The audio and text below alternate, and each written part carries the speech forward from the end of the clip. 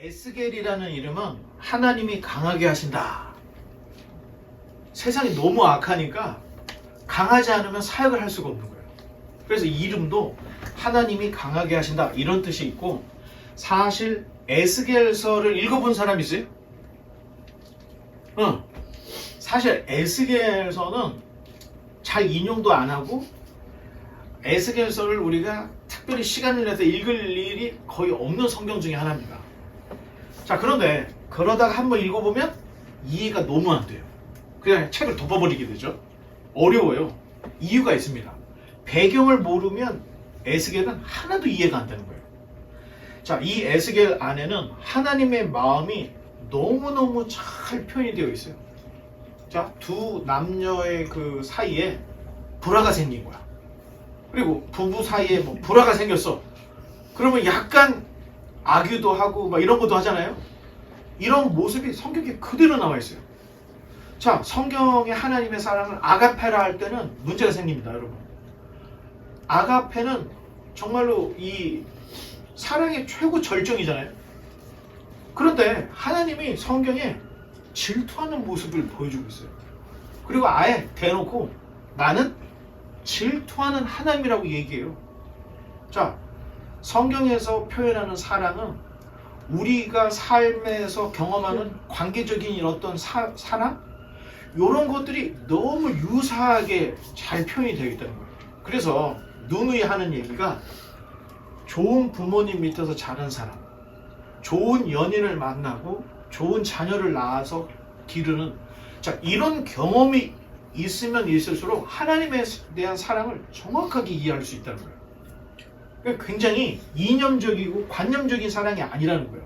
우리가 이 땅에서 느낄 수 있는 어떤 그 사랑, 그걸 풍부하게 찬송가에 그런 게 있어요.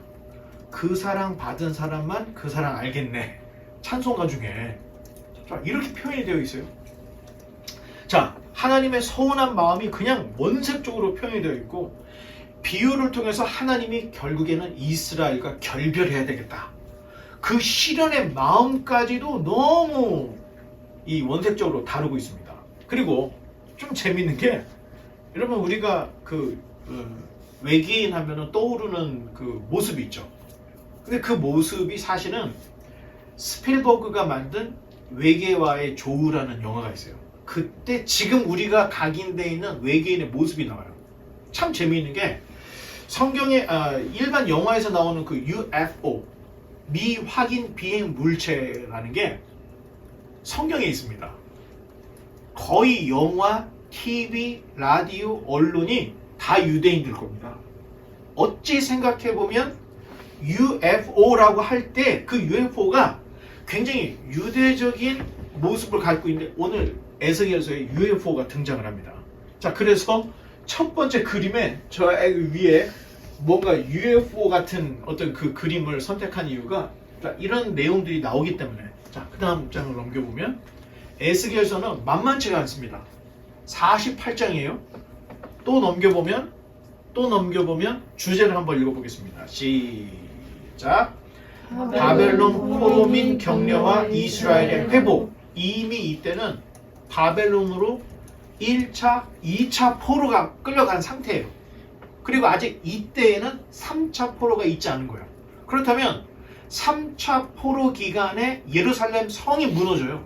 그런데 아직은 무너지지 않은 때라는 것을 볼 수가 있죠, 지금.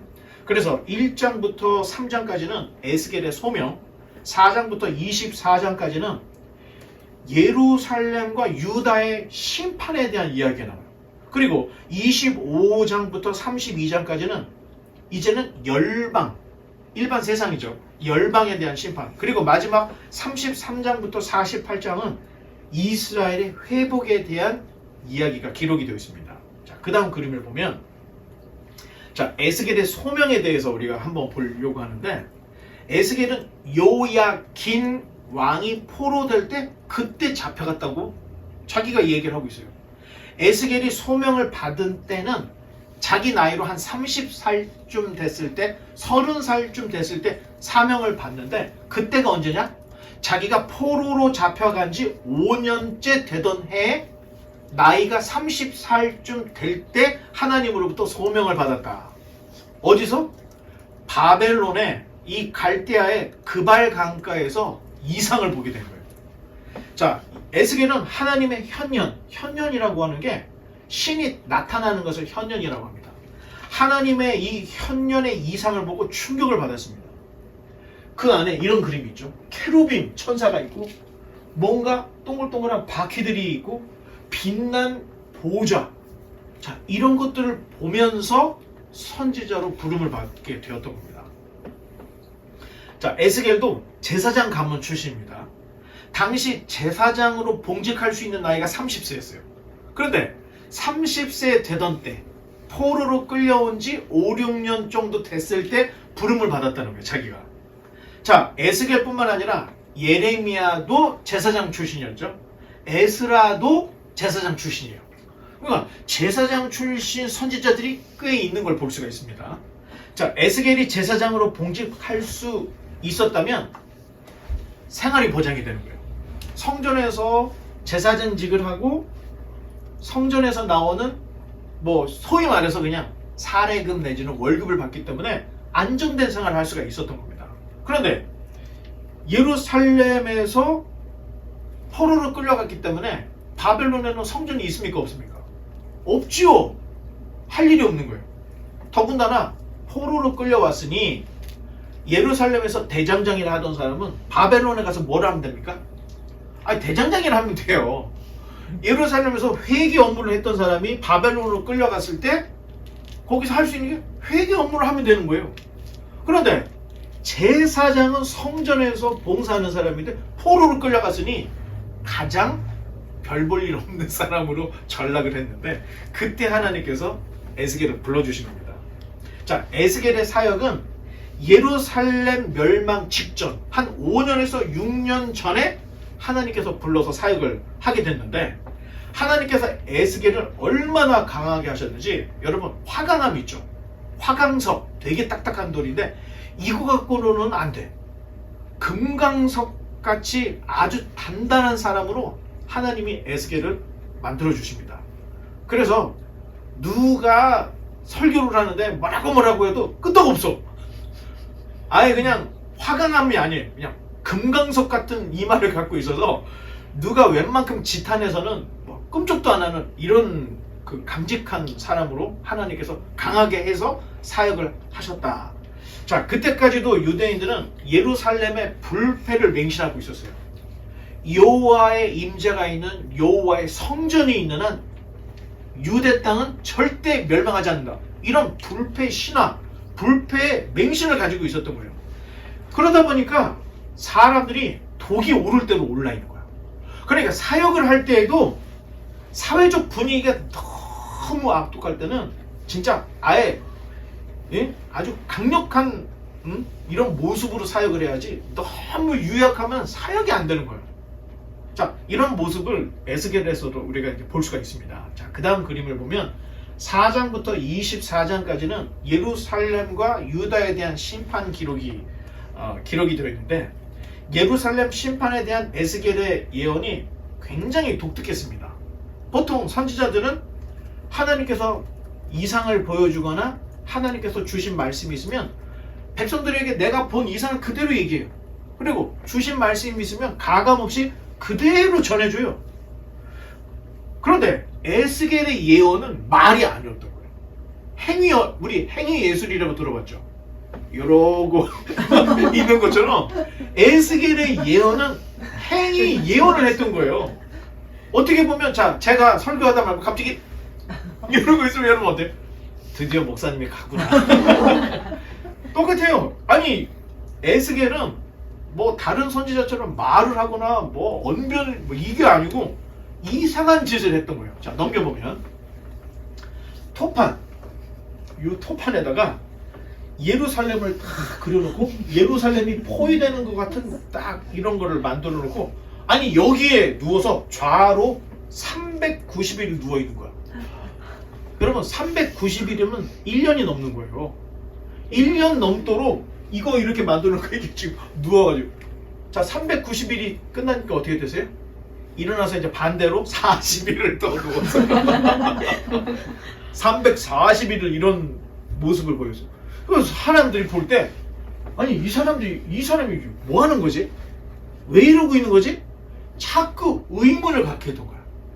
자꾸 의문을 갖게 된 거야. 자, 이 숫자가 말해주는 것은 390에 해당하는 북왕국의 죄, 40일에 해당하는 남왕국의 죄. 이 얘기는 뭐냐면 정말로 이스라엘의 죄는 북왕국의 죄가 훨씬 크다는 거예요. 그리고 40일에 해당하는 남유다의 죄. 자, 합하면 숫자가 몇이 되죠?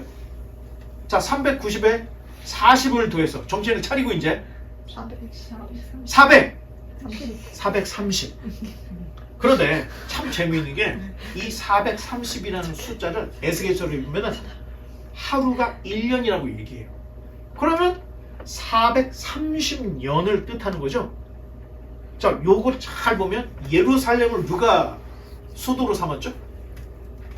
예루살렘을 누구의 성이라고 불러요? 다윗 성이라고 그러잖아. 숫자를 대충 계산해서 연대를 측정을 해봤더니, 자, 여러분 아실지 모르겠지만 예루살렘이 언제 멸망했다고 그랬죠? 다니엘서 할 때 제가 아예 그냥 숫자까지 다 보이면서 다 얘기했죠. 480. 아니죠? 588년 7월 31일. 이건 우리 날짜로 계산한 거예요. 588년 7월 31일에 예루살렘이 멸망을 했어요. 그러면 그거부터 430년 위로 올라가 보면 다윗이 왕이 되어서 처음의 시작은 헤브론이라고 하는 데에서 유다의 왕이었던 거예요. 그러다가 한 3년 반년에서 7년 정도 지나고 나서 이스라엘 전체 통일 국가 왕이 됐던 거예요. 자, 계산을 해보면 그 시점이라는 거예요. 그러면 예루살렘이 언제 멸망할 것이냐? 이렇게 390일, 이렇게 40일 누워서 퍼포먼스로 보여준 게 다윗이 왕이 되어서 예루살렘을 수도로 한 그 이후로 430년 만에 예루살렘이 멸망할 것이라는 것을 이런 퍼포먼스로 보여준 거예요. 자, 두 번째, 자기 몸에 밧줄을 막 돌돌돌돌돌 하고 누워있는 거야. 이게 무슨 의미냐? 밧줄에 묶여있다 할 때는 이스라엘에 지은 죄의 양이 이렇게 많았다 하는 것을 밧줄로 꽁꽁 묶여져 있는 자기의 모습으로 지금 포로로 끌려왔던 같은 유다 포로민들에게 보여주고 있는 거예요. 세 번째, 부정한 떡. 이게 왜 부정한 떡이냐면, 여러분 우리가 냄새나고 더러운 거는 성경에는 거의 다 부정한 게 됐는데, 자, 우리가 먹고 나면 이제 싸죠. 그걸 이제 인분, 아니 좀 더 원색적으로 하면 똥. 이게 정합니까 부정합니까? 부정해요. 그런데 하나님이 떡을 구워 먹는데 인분을 태워서 그 불로 떡을 만들어서 먹으라는 거예요. 자, 그러면 탈 때, 여러분 우리가 스모크 할 때 고기를 프라이팬이 아닌 이 장작불에 하면은 고기 무슨 맛이 배는 거예요? 아니 장작 냄새, 나무 타는 냄새가 팍 여기 서려 있잖아요. 그래서 와, 스모크드 하는 게 맛있는 거야. 그런데 인분불을 불쳐가지고 그 냄새가 배겨 있는 빵을 먹는다고 생각해봐요.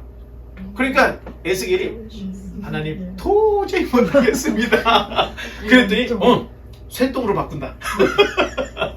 인분하지 말고 그러면 소똥으로 해라. 그 소똥 태운 그 불로 떡을 만들어서 먹었던 거예요. 자, 얼마나 역겨웠겠습니까? 그걸 보는 사람도 참, 나 별짓을 다 하는구나. 자, 이런 얘기를 했겠죠? 자, 이스라엘의 죄가 얼마나 역겨운지를 보여주려고 그렇게 떡을 만들어서 먹으라는 거예요. 똥떡을 만들어서 먹으라는 거죠. 네 번째, 여러분 왜 가발을 쓰죠? 머리가 없으니까 너무 늙어 보여. 머리가 없으니까 좀 너무 추해 보이니까 사람들이 가발까지 쓰잖아요. 그 어떻게 보면 털이라는 게, 여러분 땀이 날 때 털이 있으면 그게 짝짝 달라붙는 거를 좀 안 달라붙게 해주잖아요. 자, 그런 기능도 있고, 털이 있으므로 눈썹이 있고 이렇게 하니까 뭐 좀 사람같이 보이는데, 만약에 눈썹이 없다 어떻게 보여요? 외계인같이 보이잖아. 그런데 에스겔에게 네 몸에 있는 털을 다 뽑으라고 그런 거야. 그래서 수염도 다 쥐어도 뽑고 머리털도 다 뽑고 몸에 있는 털 다 빼. 그 다음에 어떻게 했냐? 3분의 1. 자, 이 지금 내가 내 몸에서 나온 털 전체를 모아놓고 3분의 1은 떼어가지고 칼로 찹찹찹. 그리고 3분의 1은 불을 붙여갖고 태워. 3분의 1은 성 위에 올라가서 부는 바람에 난리라는 거야. 이게 뭐지? 하나님이 예루살렘을 심판하시는데 칼로서 너희들을 다 죽인다는 거예요. 그리고 살아남은 사람들은 불로서 태워 죽인다는 거예요. 그리고도 살아남은 사람은 어떻게 해? 바람이 가서 해치듯이 결국에는 이렇게 하나님께서 너희를 심판하신다는 모습을 이런 퍼포먼스로 보여줘요. 여러분 혹시 동대문이나 남대문에 가서 옷 살 때 보면 어떻게 해요? 여러분들 경험이 있을지 없을지 모르겠지만 이상한 이런 평정 같은 데 올라가고 발을 굴러 쾅쾅쾅 아니 진짜 그러면서 박수를 쳐 막 박수를 치면서 제가 이제 뭐 똑같이 할 수 없지만 골라 아줌마도 골라 아저씨도 골라 옷 여기 있어 아니 이런 것처럼 에스겔은 발을 구르면서 박수를 치면서 소리를 지르는 거예요. 창자가 여러분 소리를 쫙 하고 지르면은 배가 막 꽉 힘을 줬기 때문에 쥐도 나요. 그렇게 창자가 뒤틀릴 정도로 힘을 주면서 발구르면서 박수를 치면서 이상한 설교 하나님의 말씀 좀 들으시오 하면서 이렇게 하라고 하셨어요. 그래서 에스겔이 그런 행동을 했죠. 자, 에스겔의 이러한 그 독특한 어떤 행위 또는 어떤 그 퍼포먼스를 보고 유대에서 포로로 잡혀왔던 이 포로민 유대인들이 이게 왜 그러지? 선지자인 것 같긴 한데 제가 지금 뭐를 말하는 거지? 궁금증을 유발을 했던 거예요. 자, 그런데 문제는 포로로 끌려온 장로 중에 이런 사람이 있어요. 하나님이 뭔가 잘못하고 있는 것 같습니다. 혹시 하나님이 전지전능한 게 아니고 능력이 조금 부족한 거 아니에요? 하나님이 전능하시다면 왜 자기 민족을 바벨론 신 마르둑에게 빼앗겼겠냐? 이런 이야기를 하는 장로들이 있었던 거예요. 자, 고대의 전쟁은 신들의 전쟁이라고 그랬죠.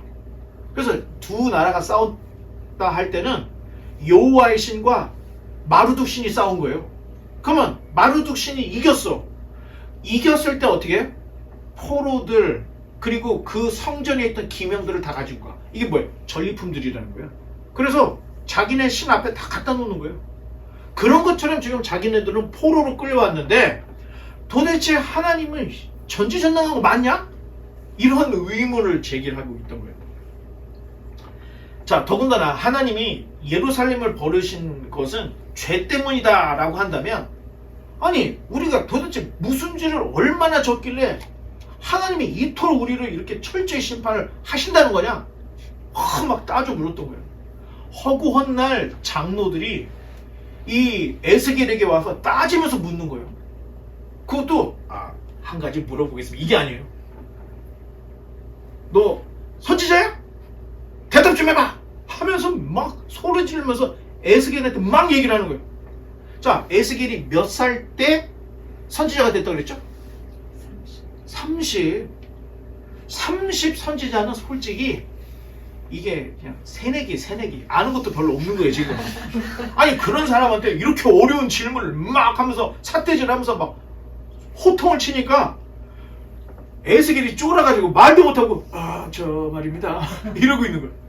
자, 그때 하나 버튼을 더 눌러보면 그때 대답하지 못하는 에스겔을 보시고 하나님이 참다 정말 그 순간에 그냥 그 답답해하는 에스겔의 이상을 팍 열어주시는 거예요. 팍 열어줬는데 진짜 성경 에스겔을 보면 이렇게 생겼어요.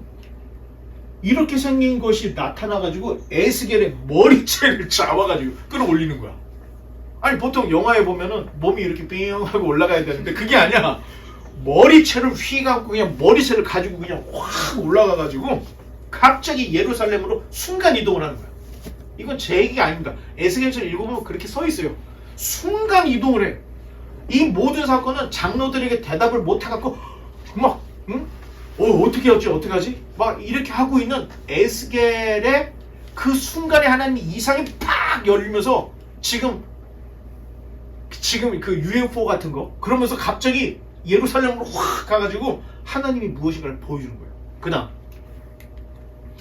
자 순식간에 예루살렘으로 날아가서 에스겔이 본 것은 인자야 북편을 보라 해서 성전 안뜰 제단 앞에 갔더니 하나님이 질투하시는 질투의 우상들이 성전 안에 있는 거야. 또 뜰 문 안을 갔더니 거기 담이 있어. 담을 헐었어. 망치로 팍. 그랬더니 거기 문이 하나 또 있는 거야. 그래서 문을 하나 열고 들어갔더니 그 안에 곤충, 짐승 그리고 이스라엘 족속이 섬기는 모든 우상이 벽에 그림으로 쫙 그려져 있는 거야. 그리고 이스라엘의 장로 70명 그리고 사반의 아들 야샤나도 우상에게 분향을 하고 있는 모습을 이상 중에 지금 보고 있는 거예요. 자 성전의 북문에 가보니까 여인들이 지금 울고 있죠. 웃는 게 아니야. 지금 우는 거야. 하고 울고 있는데 누구를 위해서 우느냐? 담무스를 위해서. 고대 바벨론 신화에 나오는 담무스를 위해서 울면서 무엇인가를 애곡을 하고 있는 거예요. 또 성전 안뜰을 딱 보니까 성전 현관과 제단 사이 그러니까 성전을 들어가는 문, 그 현관 그리고 앞에 있는 제단 사이에서 25명의 사람이 성전을 등지고 동쪽을 향해서 태양신에게 예배를 드리고 있는 거예요.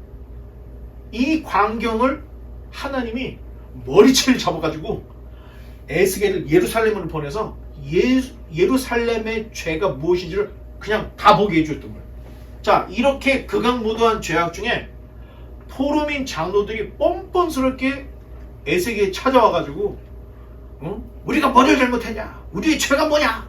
이렇게 따지고 물었던 거예요. 자 에스겔은 아무 대답도 하지 못하고 있는 중에 이런 답답한 상황에서 하나님이 이 모든 것들을 보여주셨는데 자 하나님이 기분이 좋았겠습니까? 나빴겠습니까? 하나님도 화가 난 거죠. 그래서 인자야 에스겔을 인자라고 부르는데 사실 인자라는 말은 굉장히 부드럽게 의역을 한 거예요. 본래의 뜻은 사람의 자식이라는 뜻이에요. 그냥 우리가 쓰는 말로 하면 이 자식아 에스겔한테 이 자식아 이거 좀 봐 이런 모습을 하는데 그러면서 하나님이 에스겔을 이렇게 보드마에서 올라간 것도 아니고 머리채를 잡아가지고 이 자식아 예루살렘 좀 봐 지금 무슨 짓을 하고 있는지 봐 이런 모습을 지금 보여주고 있는 거예요. 아마도 이 이상을 다 본 에스겔은 장로들에게 조근조근 예루살렘의 죄, 유다의 죄, 당신들의 죄에 대해서 다 말을 해줬을 것으로 생각합니다. 그런데 장로들은 계속해서 무엇인가를 따지고 묻고 하는 이런 모습들. 자 여러분 결국에는 이런 죄악 때문에 하나님이 살육의 기계 그게 바로 바벨론이에요. 살육의 기계 바벨론을 예루살렘으로 보내셨다 이 얘기를 하고 있습니다. 다음 페이지. 자 이제 그 에스겔이 사역을 할 때가 예루살렘이 멸망하기 5, 6년 전이에요. 근데 이게 더 가까워진 거야. 자 더 가까워지니까 어떤 퍼포먼스를 하냐면은 벽에 구멍을 뚫어. 그리고 그 이삿짐을 들고 여기로 들락날락 들락날락 하라고 하는 거야. 그러니까 사람들이 와서 지금 다들 이러고 있지. 뭐지? 왜 그러지? 자 에스겔 얘기합니다. 이제 하나님이 보낸 살육 기계였던 바벨론이 예루살렘으로 오면 너희들은 절대 맞서서 싸우지 말고 자 구멍을 내 바벨론 사람들이 구멍을 뚫으면 이 구멍 뚫는 사이로 너희 짐 다 챙겨서 바벨론으로 올 준비하라는 그런 의미로 이런 퍼포먼스를 하게 하는 모습을 보여주고 있습니다. 이유가 있습니다. 이미 하나님의 영광이 예루살렘에서 떠나는 광경을 에스겔이 봤던 거예요. 자, 이런 퍼포먼스를 통해서 이제 곧 바벨론 군대가 곧 올 것이다. 이런 이야기를 백성들에게 보여주고 있는 거예요. 그 다음, 자, 이스라엘을 보시는 하나님의 마음. 그럼 우리가 이런 질문해요. 아니, 하나님은 왜 아브라함을 선택했습니까? 하나님은 왜 이스라엘을 선택했습니까? 한국을 선택하지? 이런 질문들 하죠. 자, 하나님께서 이런 예를 들어서 얘기를 해주는데, 하나님이 하루는 길을 걸어가시는데 애기 우는 소리가 나는 거야. 그럼 어디서 나는 거지? 그 봤더니 보자기에 속에서 애기 울음 소리가 나서 촥 열어봤더니 누군가가 애를 놔놓고 그냥 거기다 버려놓고 가버린 거야. 그걸 싸가지고. 그래서 하나님이 야, 이거 와서 보니까 애가 그냥 피도 닦지 않았고 탯줄도 끊어지지 않은 상태에 있던 거야. 보니까 그냥 놔두면 죽을 것 같은데 하나님이 가까이서 보니까 애가 죽지도 않고 응아 울면서 발짓을 하고 있는 거야. 애가 발짓을 이렇게 애기들 보면 발짓을 하거든. 하나님이 보기에 너무 불쌍해. 그대로 놓으면 이 아이는 죽을 것 같아. 그래서 하나님이 주워다가 탯줄을 잘라주시고 소금물로 애 깨끗이 목욕을 시켜주고 돌봐줘. 그랬더니 이 아이가 무럭무럭 자라났던 거야. 자, 한 번은 하나님이 볼 일이 있어서 어디를 갔다 왔는데 애가 알아볼 수 없을 정도로 이렇게 커져 있는 거야. 성인이 돼 있는 거야. 반성인. 청소년기를 이제 넘어가는 큰. 근데 이 아이가 옷을 하나도 안 입고 있는 거야. 빨개 벗고 있는 거야. 하나님이 너무 민망스러워서 좋은 옷을 사다가 입혀주시고 치장을 해주신 거야. 이 아이가 바로 이스라엘이다. 하나님이 그런 얘기를 하는데, 다음. 자, 홍수 이후 셈, 함, 야벳이 있죠? 함, 야벳은 빼고 셈에게는 5 아들이 있었어. 엘람, 아수르, 아르박사, 룻, 아람. 그런데 엘람은 엘람이라고 하는 나라를 세웠고, 아수르는 아시리아라는 나라를 세웠고, 룻은 루디아라고 하는 나라를 세웠어요. 우리 그 아시아의 7교회, 요한계시록에 4대 교회 있죠? 4대가 이 룻이 만든 루디아 나라의 수도가 사르디스 4대입니다. 그리고 아람은 시리아 아람을 만들었어요. 그런데 아르박사시라고 하는 셋째 아들은 나라를 세운 게 없어. 그냥 떠돌이야. 그 중에 아브라함이라는 애가 태어났어. 어떻게 보면 하나님이 왜 아브라함을 선택했을까요? 하나님 왜 이스라엘을 선택했을까요? 그들이 특출나서, 그들이 똑똑해서 잘나서 아니라는 거예요. 다른 애들은 다 자기 나라 세워가지고 잘 살고 있는데 얘만 쩔룩거리고 있는 거야. 여러분, 나중에 자녀 요즘 아이들을 한 5 낳아서 보면 잘 되는 아이도 좋지만 못 되는 아이가 눈에 계속 걸리는 거야. 하나님이 아브라함, 아르박사시 너무 안 돼서 내가 선택해서 내 백성 삼았다. 그 얘기를 하고 있는 겁니다. 에스겔서에 왜 하나님께서 이 아이를 선택했느냐? 너무 불쌍해서 이스라엘을 선택해줬다는 거예요. 우리가 지도만 봐도 아잖아요. 아래에는 애굽이라는 나라가 있어. 위에는 아시리아, 바벨론 그런 나라가 있어. 그 틈바구에서 이스라엘이라는 나라는 정말로 너무 미약한 존재. 세계 대륙에 있는 끼어있는 샌드위치 신세였던 거예요. 그러니까 하나님이 이런 그 이스라엘을 불쌍하게 여겨서 선택을 해주셨는데, 아니 선택을 해서 잘해서 애굽의 노예로 살고 있길래 끄집어내서 가나안으로 데려다 놨어. 그리고 거기에서 다윗을 거쳐서 솔로몬 때는 애가 이제 옷도 좀 입고 나라 같은 나라를 세워서, 문제는 그 이후로부터 음란한 짓을 너무 많이 하는 거야. 북쪽에 있는 아시리아한테 좀 놀래?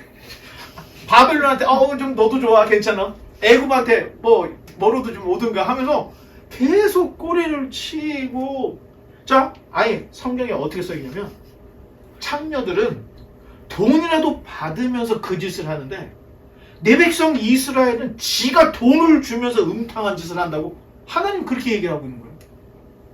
내가 그렇게 피부치를 씻어주고 해가지고 사람 만들어 놨더니 얘가 그냥 동네 애들하고 너무 난잡하게 살고 있는 거예요. 하나님이 너무 답답한 심정을 이런 이스라엘 처녀 비유로 이스라엘이 지금 모습을 이렇게 다 보여주고 있는 겁니다. 그 다음 이제 심판날이 되었습니다. 드디어 예루살렘의 심판이 이제 코앞까지 다가왔는데 하나님께서 에스겔에게 한 날에 이름을 지어라. 이름을? 며칠이라는 거예요. 몇 년 몇 월 며칠이라는 거예요. 그날을 잊지 말라는 이야기를 해요. 그러면서 에스겔아, 내가 네 눈에 기뻐하는 것을 한 번 쳐서 뺏을 것이니 너는 슬퍼하지도 말고 울지도 말고 눈물도 울지도 말고 버텨야 된다. 그런 얘기를 하시는 거예요. 그랬더니 이사야가 아침에 백성들에게 에스겔이 백성들에게 내가 이상을 봤는데 하나님께서 내가 기뻐하는 것을 가져가신단다. 그런 얘기를 했어요. 근데 저녁에 돼서 보니까 자기 아내가 죽은 거야. 자기 아내가 죽었을 때 딱 스쳐가는 게 하나님이 울지도 말라, 슬퍼하지도 말라, 장례식도 하지 말라, 눈물도 흘리지 말라. 에스겔이 그냥 가만히 있었던 거예요. 그러니까 백성들이 물어보는 거야. 왜 그래? 무슨 일이야? 아내가 죽었는데도 울지도 않네? 지금 무슨 일이지? 그날 저녁 예루살렘이 멸망했던 거예요. 그날 영원히 잊지 말라고 자기가 기뻐하는 자기 아내를 하나님 데려간 거야. 그러니까 에스겔의 이 설교, 에스겔의 사역이 얼마나 한마디 한마디가 자기가 경험해 본 거예요. 누워서 390일 똥빵 먹고 막 그걸 다 경험하고 결국에는 자기 아내로 뺏어가는 아픔을 경험했으니 이스라엘 백성들에게 설교를 할 때는 침 튀는 정도가 아닌 거야. 그 눈빛이 살아있는 거야. 진짜 멸망한다. 그러면 예루살렘이 멸망했다는 걸 왜 몰랐을까? 그때는 카톡이 없잖아. 실시간 보도를 못 해주잖아.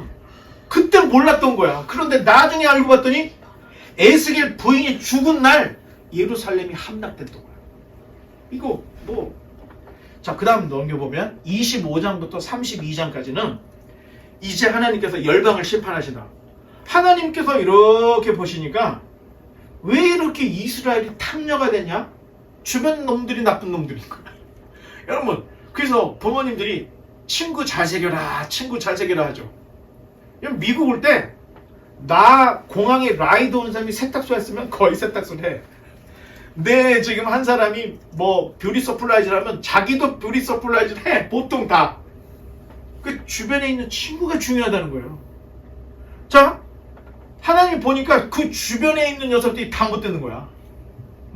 자기 자식들 잡아 죽이는 녀석들, 제사 드리는 인신제사 하는 녀석들, 물란한 녀석들이 옆에 있으니까 이 이스라엘도 똑같이 타락을 하더라는 거예요. 환경이 중요합니다, 여러분. 환경을 이길 수 있는 사람은 그렇게 많지가 않아요. 자, 그래서 하나님께서 이스라엘 주변 놈들 때문에 이스라엘이 이렇게 됐구나.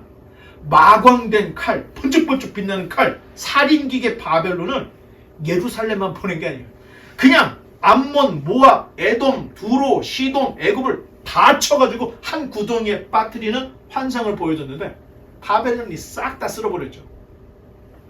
그 다음 33장부터 48장 이제 이게 마지막이죠. 하나님께서 에스겔을 이스라엘의 파수꾼으로 탁 삼으셨어요.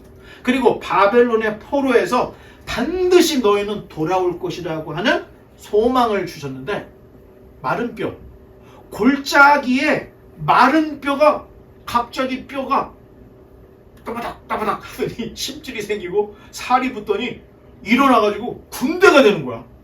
마른 뼈가 살아나서. 자, 폐허가 된 예루살렘이 이처럼 다시 일어나서 여호와의 군대를 만들듯이 예루살렘이 회복될 것이라고 하는 소망의 메시지를 딱 주십니다. 자, 그 다음 다 같이 한번 읽어보겠습니다. 시작. 천지는 없어질지언정 내 말은 없어지지 아니하리라. 자, 이게 마태복음 24장 35절에 예수님이 하신 얘기예요. 하나님께서 하신 모든 말씀은 그대로 다 이루어질 것이다.